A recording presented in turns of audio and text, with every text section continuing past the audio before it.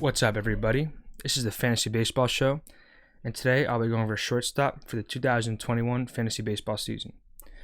If this is your first time watching one of these videos, what I like to do is look at the NFBC ADP data compared to my personal rankings. To the left is my rankings in a spreadsheet, and to the right is the NFBC data. I think this gives me a good idea of where I can find value in the draft, and also helps me figure out which guys I might be avoiding in drafts based on their price, and which guys I kind of have to plan my draft around, knowing I won't be able to get them.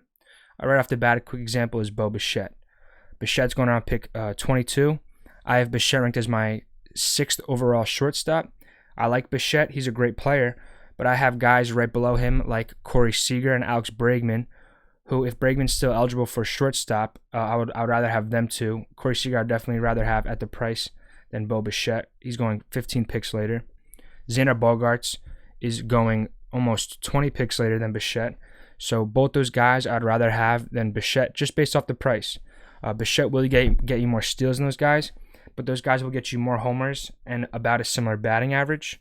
And with the more homers, probably more RBIs, depending on where Bichette bats in the order for the Blue Jays. But that's just a quick example of why I like looking at the ADP data.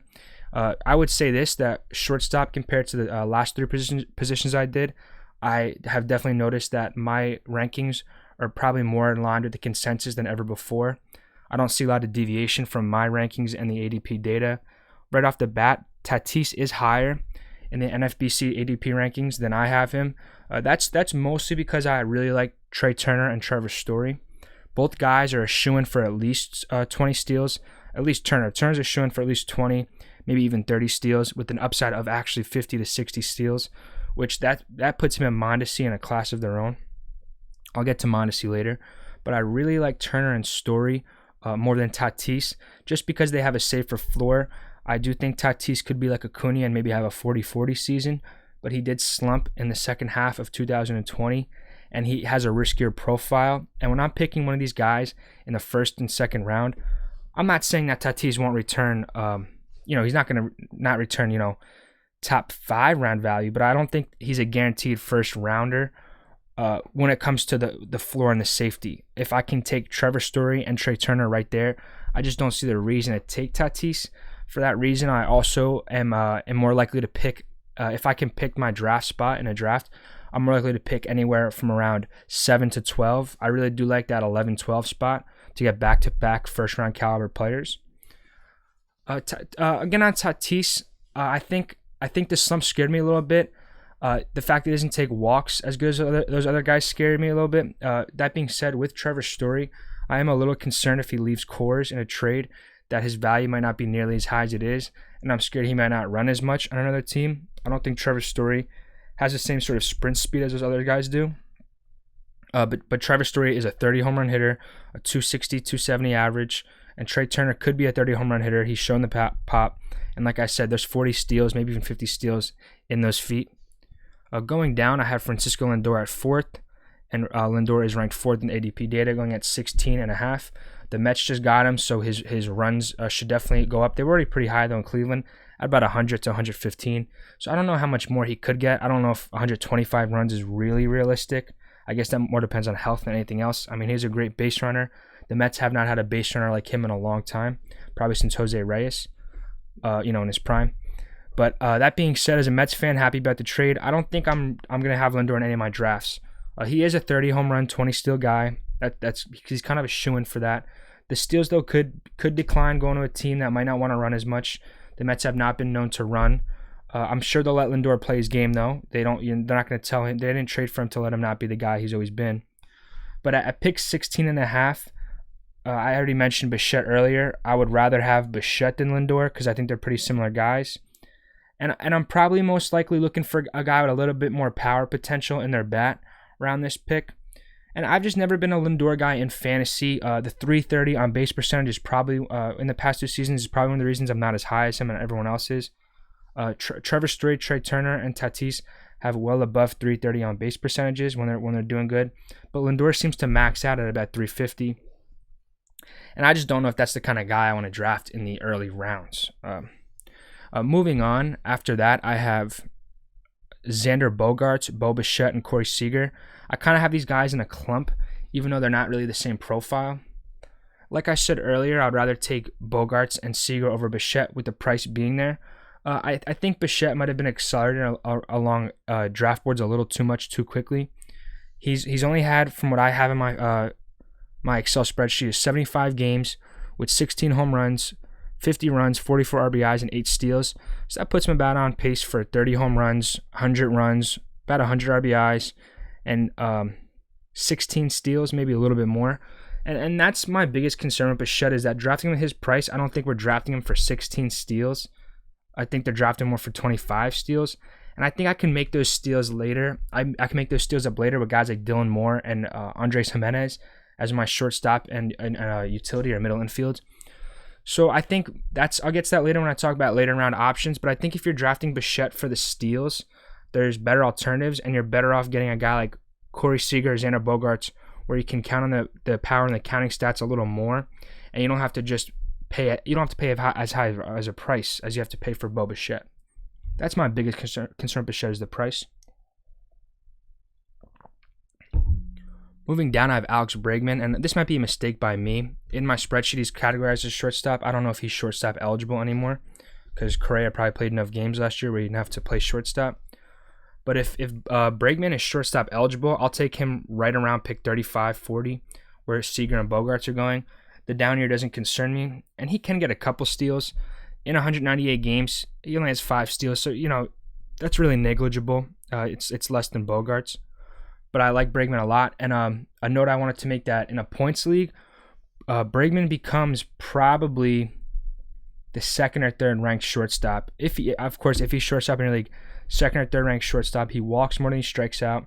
That goes a long way in a points league.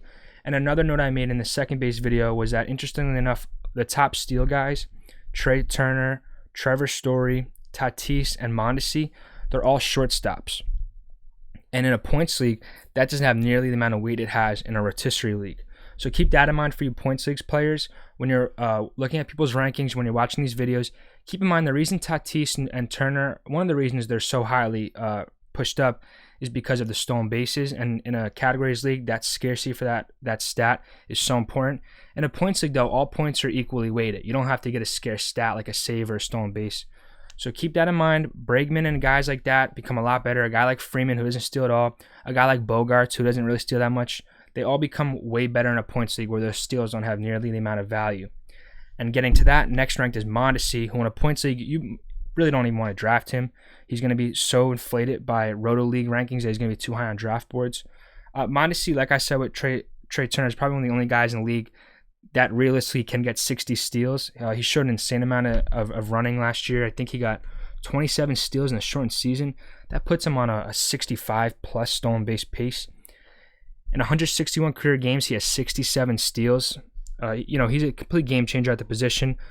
I can't justify arguing against him at pick 24. All I will say is that I am not interested in him at pick 24 because the floor is just so low. There's not a lot of stability there for Alberto Mondesi. He's a very high-risk, high-reward player. And if you want to take that risk, I really can't fault you, because that might end up winning your league. That you might end up, I've heard you want to shoot for about 120 stolen bases when you're doing a 12 to 15 team Roto League. Mondesi could get you more than half your steals to get you number 1 ranked steals in your league. And then that would just leave you with basically getting, if you get 60 steals from Mondesi, you really just need 8 steals on average from every other guy. If you get 6 guys with 10 steals, you're winning steals easily in your league. And there's plenty of guys who you can count on for 5 to 10 steals, guys like Harper. So Mondesi is really an interesting pick. If you really want to shore up that category, if you're going into drafts focusing on stolen bases, I can't suggest you anyone better than Alberto Mondesi. If you look, though, the ADP does have Corey Seager and Xander Bogaerts after Mondesi, and that's probably the main reason that I'm not personally targeting Mondesi. If I can get both those studs 10 picks later, I'm taking both those studs 10 picks later.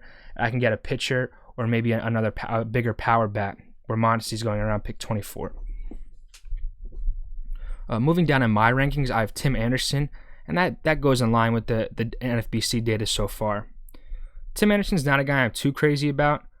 He's a great batting average, decent pop, maybe 25, 30 home runs. Actually, more like 20 home runs max, 25 home runs in best case scenario. But he's a 20 home run hitter. Great runs though in that White Sox lineup. The steals aren't crazy though. He's another guy where I think the steals people have this perception that he's some stone base stud. Similar to Bichette, they're kind of on similar stone base paces. 172 games for Tim Anderson, 22 steals. So we're talking less than 20 steals in a season. Maybe 20 total. By the way, this data to the left is from 2019 to 2020. It's compiled. It's all aggregated. So 740 plate appearances, 22 steals. That doesn't blow me out of the water. Like I said, guys like Mondesi and Trey Turner are actually real difference makers there. A guy like Anderson could easily slip down to 15, 10 next year. So keep that in mind. I'm not really targeting him in drafts. He is going around pick 40. For me, like I said in my last video, I'm not Gleyber Torres crazy. You can get Gleyber Torres 30 picks later. You get Gleyber Torres or even Baez, who I really hate. I hate Baez. But going 30 picks later, I really think Tim Anderson's on an island, and I'm kind of surprised by the ADP. I do know the average is safe, but the power is nothing crazy. Torres and Baez both have more pop. Even a guy like Swanson going at a pick 104, almost 50, 60 picks later. I'd rather get Swanson than Tim Anderson. So Tim Anderson, really not a guy I'm targeting. And again, in a points league, he doesn't have the best strikeout and walk rates. So he becomes basically a must-avoid for me in a points league. Keep that in mind with Tim Anderson. Next in my rankings is Dylan Moore. Dylan Moore, I think, had 8 steals last year in a shortened season and maybe 6 home runs. He showed some real pop. In 151 games, Moore has 17 home runs and 23 stolen bases. So that's a really good pace right there when it comes to the power stolen base. And most of that, though, is back end into 2020. So I think that kind of shows you that most of Moore's value, he's going around pick. I guess Moore is not considered shortstop eligible on NFBC. That is pretty interesting. I did not notice that. Moore is going at pick 110 on NFBC. So, I like Moore. I do like the profile. He is 28. He's a little older. I'm just not so sure that what we saw last year wasn't kind of just a best case scenario for Moore. But at pick 110, you're not really paying too much of a price for those stolen bases. He could get you 25, 30 stolen bases. So Moore is a guy where I would say in a deeper league, I'm avoiding him in a 15-teamer. In a 12-teamer, though, I like Moore a lot. In a points league, of course, you're really not targeting a guy like Moore. Really high strikeout rate, upper 25% plus. So Moore is a polarizing guy, I think, right now because we're not really too sure what he got. And he had a great 2020, and I think he's getting a lot of inflation from that 2020. He's a good sell-high candidate in a dynasty league because we might have seen his best season. Then again, though, he could continue what he was doing, so it can go both ways. It's really hard to say what is going on with Dylan Moore, but I was not going to rank him too low because he has shown that he could be a 30 home run, 25 stolen base guy, and that is, of course, a stud in a roto league. Next up is Gleyber Torres. Torres in 186 games has 41 home runs, 6 steals, 100+ runs, RBIs. But Torres, to me, is not one of the guys I'm really too keen on. The strikeout rate's not bad or anything, but I just think there's a little too much hype in his bat, and I'm actually glad to see. I think his ADP dropped this year from last. Torres going at pick 68. I think he's a fine option at shortstop. I think the price is fine. I just think at shortstop, if I'm not getting one of those top guys like Seager, Bogarts, Bichette, Story, Turner, then I'm not really going to want anyone after that until about pick 150. I think there's a lot of late options. I'll get some, of course. I'll get to the late options.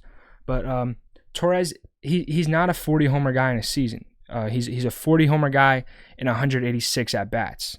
There's only 162 games in a season, so that bat really kind of taps out at 35 homers.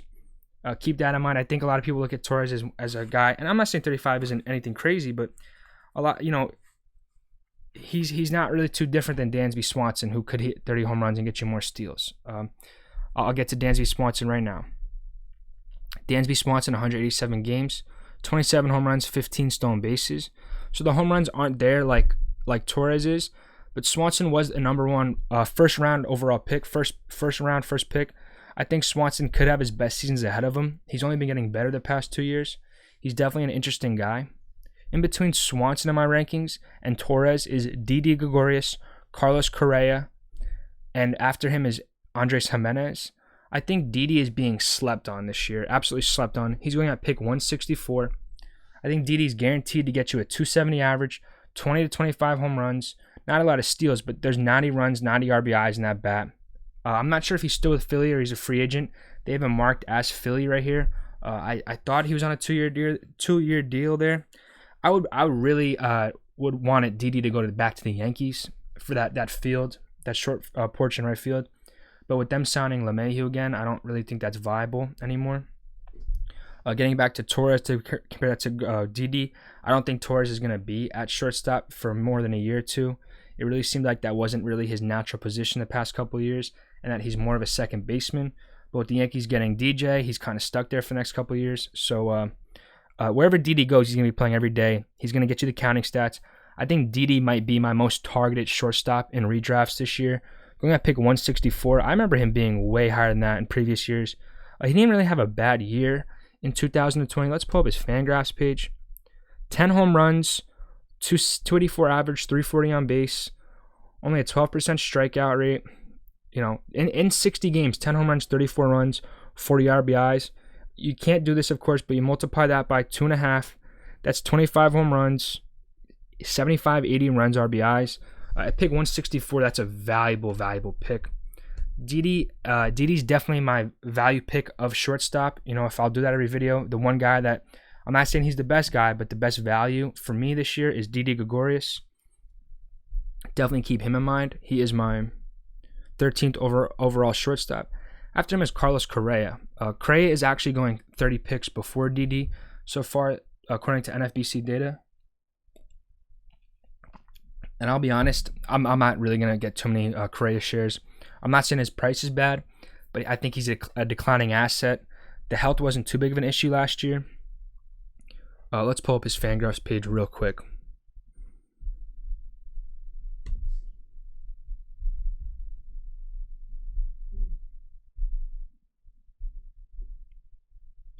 In 58 games, Correa had 5 home runs, 22 runs, 25 RBIs with a 264 average and a 325 on base. You know, you don't want to look at 1 year as everything, but it's like he only had 21 home runs the year before. That being said, that was in 321 games. He hasn't played 600 games or more since 2016, so he's yet to cross over 25 home runs in his career.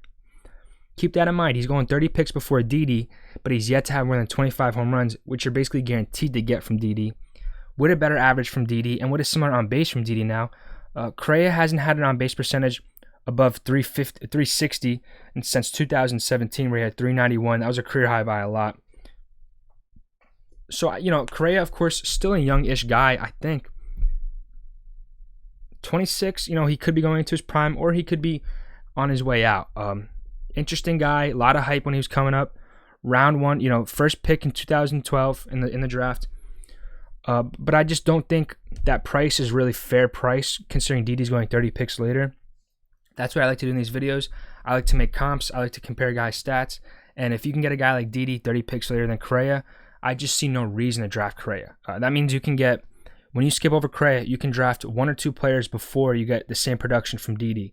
That's how you structure your drafts. You cross Correa off your board and you put Didi there instead. And if someone reaches for Didi, you got to have a backup.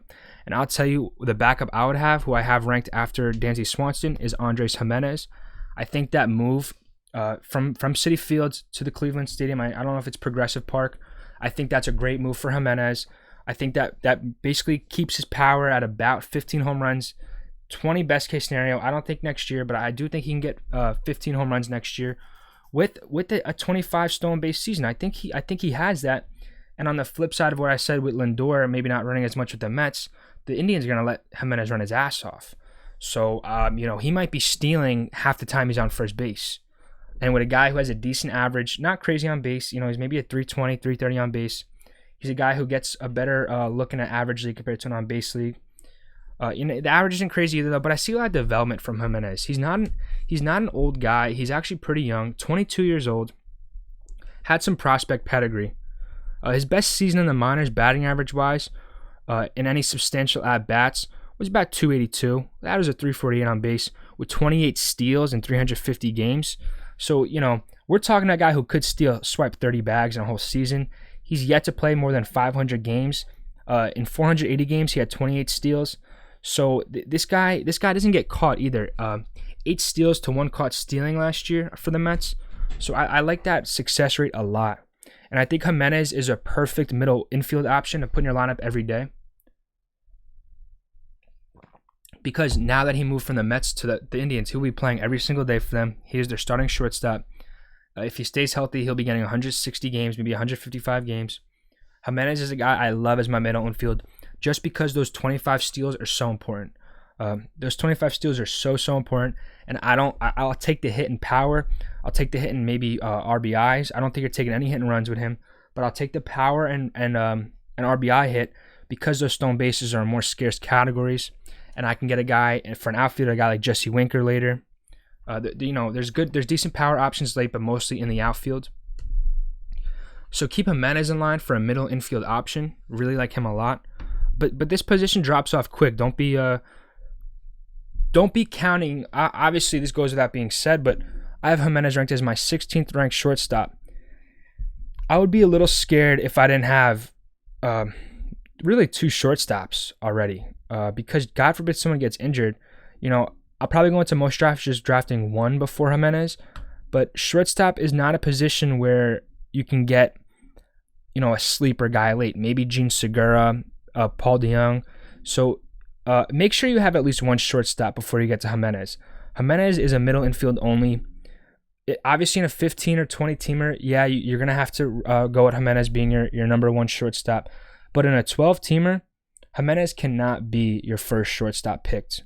He cannot be your first shortstop picked. And in a points league, Jimenez does not return nearly the amount of value. I'm going to repeat that over and over again because I don't want to shaft my points leagues players out there. Maybe I want to get back into some points leagues. They're a lot of fun, but those stolen bases don't do as much. The lack of on base does not help you. Jimenez is not a guy you're targeting in a points league. After Jimenez, I have John Birdie. I'm a little unsure of. I was a little unsure of where to put him, and I think looking at this now, I would flip John Birdie and Javier Baez for the main reason that I'm not too sure how much playing time John Birdie will be getting. Let me pull up both of John Birdie and Javier Baez's Fangraph pages.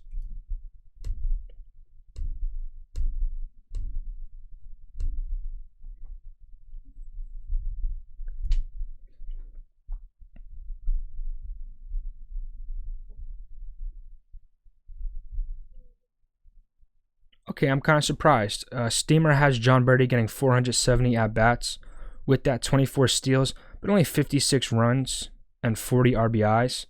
Nothing too crazy, but those 24 steals, again, are valuable. And John Birdie is going late in drafts. If he's still shortstop eligible, I don't see him on the board for shortstop, so let me pull up his ADP, but keep that in mind.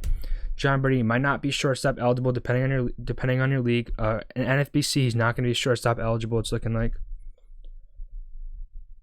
He is going at pick 255, according to NFBC. Outfield second base is what I'm guessing he'll be slotted as.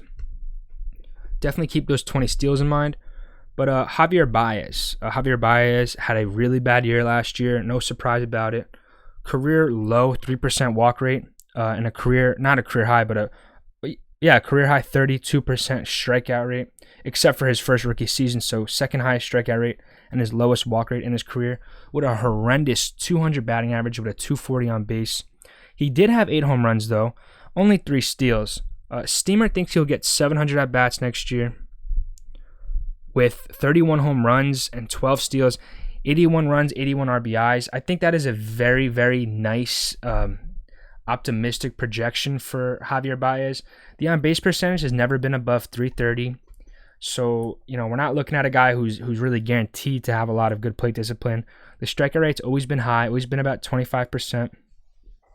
Walk rate's never been above 7, so we're not looking at a guy who has the safest floor. But if he's going at around pick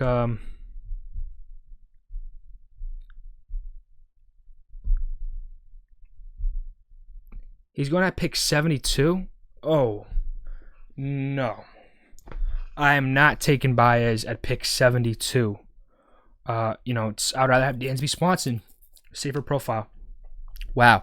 I thought, I guess that just shows one of the discrepancies between my rankings where I have Jimenez ranked before him, I have Birdie ranked before him, I have Swanson ranked before him, but Baez is going before all those guys. He's going 30 picks before Swanson. He's going almost 100 picks before Didi. Why would anyone take Baez there if they get Didi later? Even if they get Carlos Correa later. Very puzzling ADP for Javier Baez, but I've never been a fan. He's a risky guy, and this was the year where being out on him was good. Thank God I never had my teams because he would have hurt me last year. But Javier Baez, pick 72. Man, it's going to be hard to get him for any type of value this year with him being that high on draft boards. So Baez is kind of a do not draft for me. Next is Paul DeJong. I think DeJong's kind of slept. He's a slept-on asset. Going at pick 220. I'm not saying DeJong's a stud. I'm not saying he's ever going to be a stud. But he's always going pretty late in drafts, and as he should. And I think he's a kind of your, your poor man's this, your poor man's that. He's your poor man's pick. He's a guy he's always going to be there late. Only had 45 games last year. In 2019, 650 games, 30 home runs, 97 runs, 78 RBIs, only a 233 average. Yeah, that's horrendous. Steamer has him getting 80 runs, 28 home runs, 87 RBIs. I guess I'll take the Steamer projections as kind of maybe not being the best compared to what they've showed me for Baez and DeJong. I like to use him for plate appearances, I guess, the most, to make sure there's no one that I don't know about on the Cardinals. Make sure there's no one coming up that should take his playing time. But DeJong at 220, that's another great value pick, I think. If you don't mind punting a little bit of batting average, to get those 80-plus runs, 80-plus RBIs, easily 25-plus home runs, that's a smart pick at pick 220. And I actually revert to what I said before. If you compare DeJong and Jimenez, I'll say this: you are hurting your RBIs a little bit with Jimenez there because he doesn't get you the RBIs that DeJong was. But DeJong's going 30 picks later. He'll get you more RBIs, more home runs. Not really going to help you in the steals department, but that's a solid pairing of quality runs right there. If you have a power-heavy lineup that will get you RBIs, I love Jimenez and DeJong as a little pair late in drafts, and you don't even need a shortstop before them. My ideal scenario would probably be to grab Didi and DeJong or Didi and Jimenez. I'm really liking that Didi value. The more I do this video, the more I'm looking at where guys are going, the more I'm thinking Didi is just a great solid pick. Going 100 picks after Baez, it's just a steal. It's really just a steal. Gene Segura. Let's see where Gene Segura is going. I was a big Segura guy for a while. Funny enough, he's not shortstop eligible. It's looking like on NFBC. I got to be better with my position rankings because, it's hard this year though. I know a lot of different platforms are all using different stuff.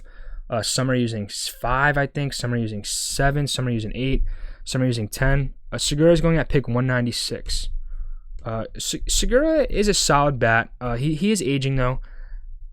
I think he's still on the Phillies, so the at-bat should be there. He should be their shortstop, second baseman, if Kingery's not playing shortstop. He's 30, getting up there in age.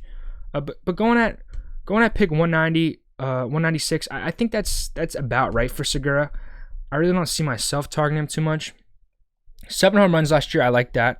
2 steals. Segura was a 20 to 30 stolen base guy in his heyday, and I'm a little worried that some of his price was going to stay from that. But going at pick 200, that's really not happening. And I think he's shown that he can be more of a power hitter maybe. Those 7 home runs in 54 games, he could be a 25 homer guy. He'll get you 80 runs, 80 RBIs, another late guy, quality counting stats. That's what I like to look at in these late picks. Is, who can I count for counting stats? A big part of it is who has a starting job. Jimenez has a starting job. Segura has a starting job. If they don't bring anyone else up, if they don't sign anyone else, Jimenez definitely has a starting job no matter what. That's his job for the next 3-4 years at least in Cleveland. But Segura is a little more risky if someone comes up. But those counting stats at pick 200 are very solid. Definitely keep Segura in mind in drafts. Next is Marcus Semien. I'm going to be honest, Marcus Semien was never a guy I was crazy about. He had a really good year in 2019. I think that was without a doubt a career year. He's not a bad player. Let's see where his ADP is, though. That'll really make a difference. Marcus Semien is going to pick 146. Like I said, I keep saying it, but Didi's going 20 picks later. I'd rather get Didi. I'd rather get Jimenez, honestly, than Marcus Semien. It's 20 home runs. The counting stats are going to be good. Then again, he is a free agent, and he doesn't have a landing spot yet. And honestly, that worries me because if his ADP right now is 146 as a free agent, NFBC is just wrong here. I don't know why they have Oakland. He's definitely a free agent, has not signed yet. Generally when a guy's a free agent, after they sign, their ADP only gets higher or lower, I guess. Their ADP only gets closer to 1. So, I don't really want to pay 146 for Marcus Semien. I'm not going to want to pay 120 for Marcus Semien. I have him ranked as my 21st overall shortstop, right in between Segura and Ayrton Simmons. I don't even see Simmons on the draft board so far. Simmons is ranked 471. There's really no pop in Simeon's bat, but he's going for basically nothing. I have him ranked right back to each other. So can't really say too much about Marcus Semien because I don't really like him that much. I think a lot of his value really comes when it comes to drafts. A lot of his perception comes from that 2019.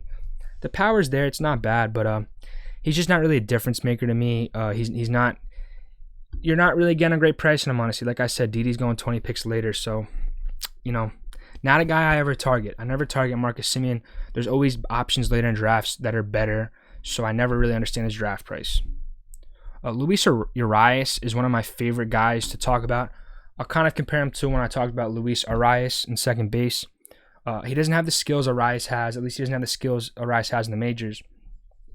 But Urias was an extremely good plate discipline guy in the minors, extremely good batting average guy. He's a young guy. He came over to the Brewers from a trade, I think the Trent Grisham trade with San Diego. I really, really like Urias. I really think he's primed for a breakout in 2021. I think he just kind of struggled in that short season. I just don't think he's going to pick 400. I don't think his skills are gone. He has second base, third base, and shortstop eligibility in NFBC. He should be playing every day. I think he's playing third base every day for the Brewers. They're not competing really. They don't mind giving this guy a chance. And I think he could easily break out and have a 280 average, 20 home runs, and with that probably comes 90 RBIs and 80 runs. I think Urias does have that ability in him. For those that don't know, Urias I think he was a top ranked prospect. I know he was highly sought after, highly talked about. I don't know if he was on a top 10 list or anything like that. He's not a Jared Kelenic, of course, because he's never had that power output. That's why he's kind of similar to Urias. In the minors, though, 12% walk rate to a 12% strikeout rate, about a 296 with a 398 on base. He consistently posted 390 plus on base percentages in all but one season in the minors. From 2015 to 2018, always had an on base above 390. Always had an average around 290 plus. Really great, for those looking at the screen, really great numbers from Urias in the minors when it comes to batting average on base. With that, in not even a full season would come 80 runs. The RBIs weren't great, but he's probably leading off for those teams. And then in 2019 for the Padres, he pops 20 home runs in 340 at-bats with a 315 average and a 400 on base. That definitely surprised me that the Padres traded him after that. He came up for the Padres, played 71 games, batted 223, but still had a 330 on base with a 223 average. That tells me something. If his on base could stay that high with such a low average, that tells me something about Urias. But only had 4 home runs in 71 games. They probably expected more pop based on that AAA season. They traded him to the Brewers. Brewers get 0 home runs in 41 games last year with a 240 average at 308 on base. That's why he's going at such a low price right now. That's why he's basically dirt cheap this year. He's 23, going into his age 24 season, going at pick 400. Perfect guy for a bench bat. Perfect guy for a deep league as a late round flyer. I know I personally like to take bullpen guys going this late, but Urias is a guy who I think could easily double his draft value coming into 2022. We might be talking about Urias as a top 200 pick. He might be going around Jimenez. I could easily see that happening. Because he's shown he could hit 20 home runs. That's a skill he has. He's shown he could get a 400 on base. That's a skill he has. I don't think, he did in the minors doesn't count. I think he has that skill. And I'm big on skills. I'm big on if guys showed something they could do it. Especially if they showed something for more than 1 year. Urias didn't have 1 good year in the minors. He had 4 good years in the minors. Luis Urias and the Brewers, keep that name in mind going into drafts. Add him to your queues. After that, I'm gonna try to not cover these, spend too much time on these guys, because these are guys really only deep league relevant. Even Jonathan VR, I'll say, is really only. I know people like him a lot. I don't think he's a guy I want any of my teams, because stolen bases age up pretty quick, and that's his only big skill. VR's going to pick 136. Then I have Miguel Rojas, Kevin Newman, David Fletcher, Miles Straw, Nick Ahmed, Jorge Polanco, Orlando Arcia, Ahmed Rosario, and Brandon Crawford. Out of those guys I just mentioned, about 8 guys, the guys I like the most are Rojas, Jorge Polanco, and I'll say I like Nick Ahmed too in that group. I'll give you the difference between those guys.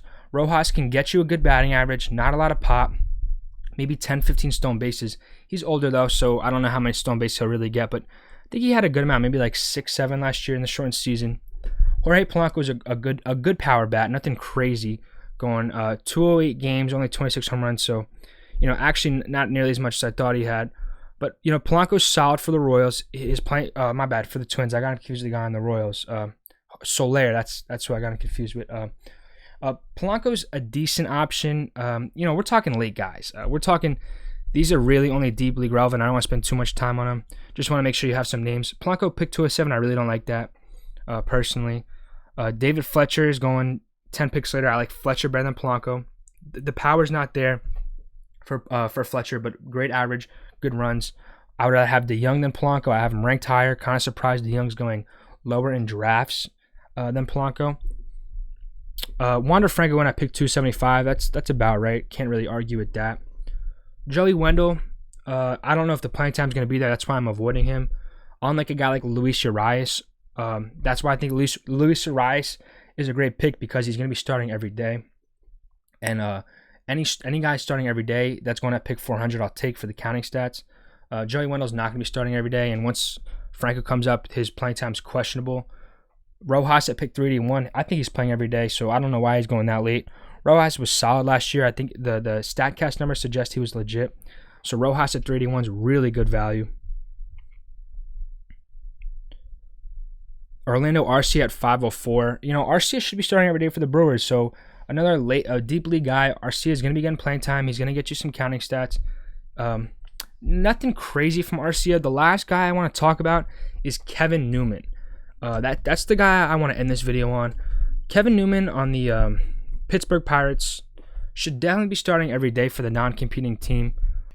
Newman had a great 2018, relative for a guy of his profile. 308 average, 353 on base, 12 home runs, 61 runs, 16 steals. Not enough, 30 more games. You could see him being a 15-20 guy.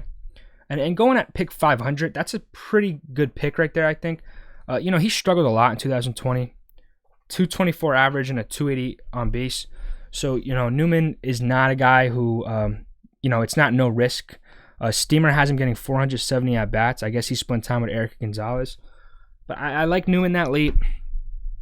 If there's one note I want you to take away from shortstop, it's that, yeah, there are late options, but after you get basically past pick 200, none of those late options are really guys you can count on. It's not like outfield where you go into pick 200, you still got guys like Nimmo and Jesse Winker there.